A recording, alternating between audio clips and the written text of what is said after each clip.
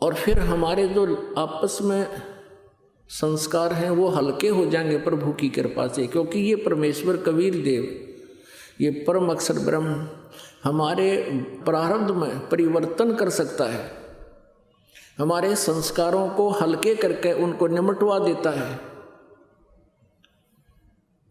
अब क्या होगा, जैसे परमात्मा परम शक्ति है, ये हमारे संस्कारों को भी प्लस माइनस करके सेट कर देता है। इसलिए तो तभी तो हम सुखी होंगे।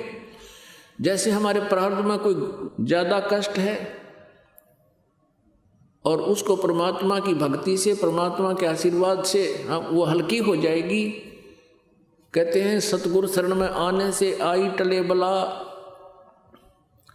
और जय मस्तिष्क में सूली हो वह कांटे में टल जा।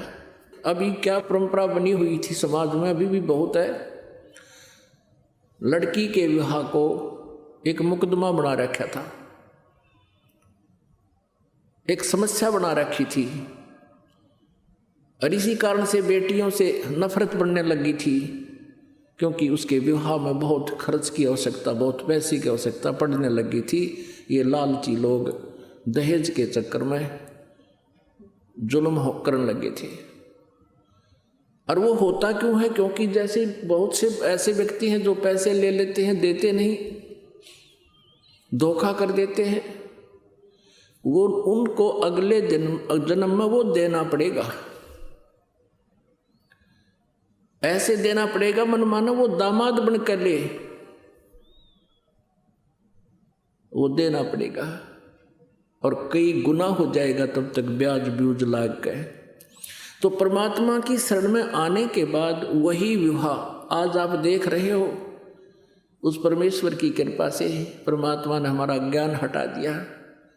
यहाँ पर बच्चों का विवाह करा दिया जाता है, और 5-7 भगत उनके रिश्तेदार आते हैं, घर वाले,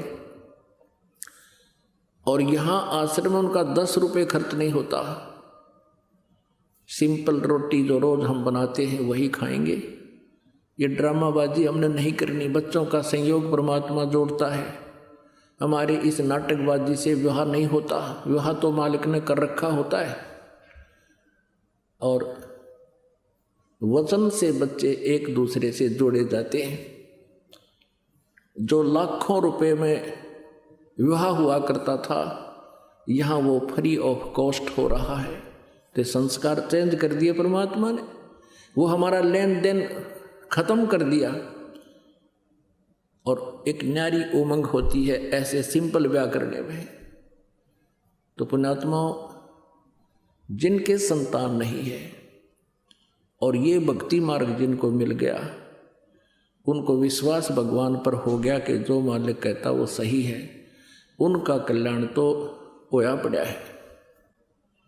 और दूसरे जिनकी दृढ़ विश्वास मालिक पर हो गया, संतान भी है, बच्चा ने भी लाओ लाइन पर, कल्याण उनका भी गारंटीड है। लेकिन हमने यहीं तक सीमित नहीं रहना चाहिए कि हमारे संतान नहीं हुई। यदि ये मार्ग ना मिलता, और जिन बहन विशेषकर इस बात को सहन नहीं करती, और वो सहन करना चाहें तो संसारिक लोग कोई ना कोई इंजेक्शन जरूर ला दे रोज या तीसरे दिन, या तो कोई पड़ोसन आवेगी पूछेगी एक बहू का कोई बालक नहीं हुआ, 5 वर्ष हो गए ब्याह ने,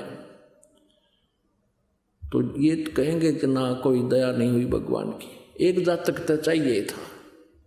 अब वो तो इंजेक्शन ला कर चली जा, पाछे तो वो पुत्र वो धू वो बेटी बहुत देर तक रोती है, सोचती है भगवान मेरे से क्या गलती बन गई,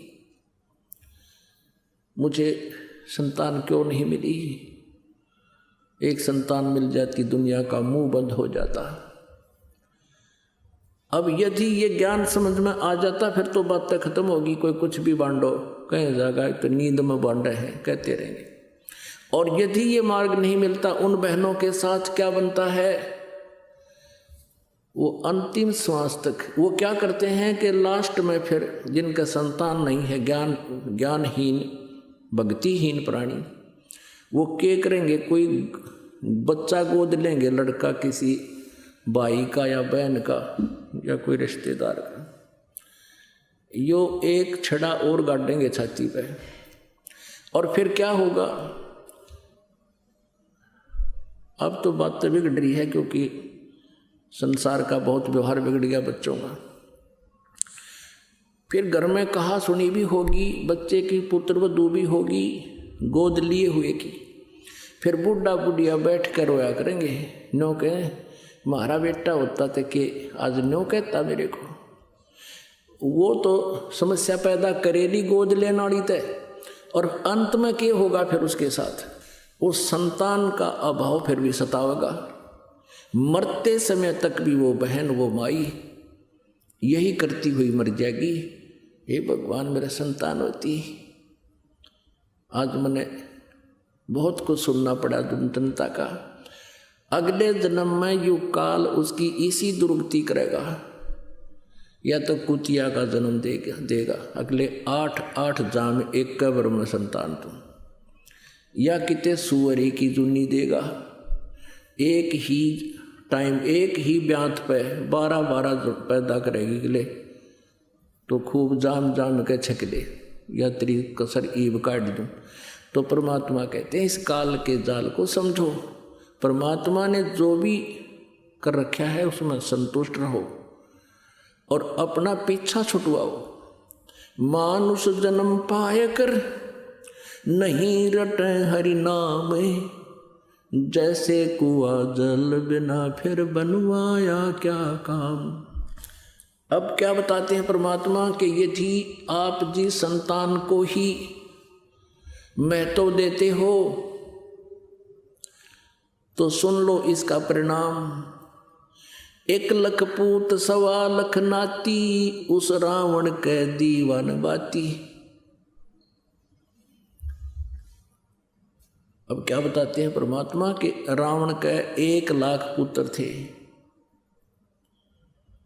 और 1.25 लाख उसके रिश्तेदार थे, बड़े बड़े जो है ना पैसे वाले और बड़े सूरवीर। क्या मांगो कुछ थिर ना रहाई, देखत नैन चला जग जाई। 1 लख पूत 1.25 लाख नाती, उस रावण के दीवान बाती।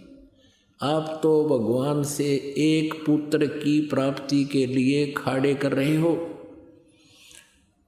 एक आशा लेकर आते हो। परमात्मा बताना चाहते हैं कबीर साहब जी के उस रावण का 1 लाख पुत्र थे और काल ने वह भी खा लिए, उसका कोई दीवा लाने वाला भी शेष नहीं है। आज उसका दीवान बाती।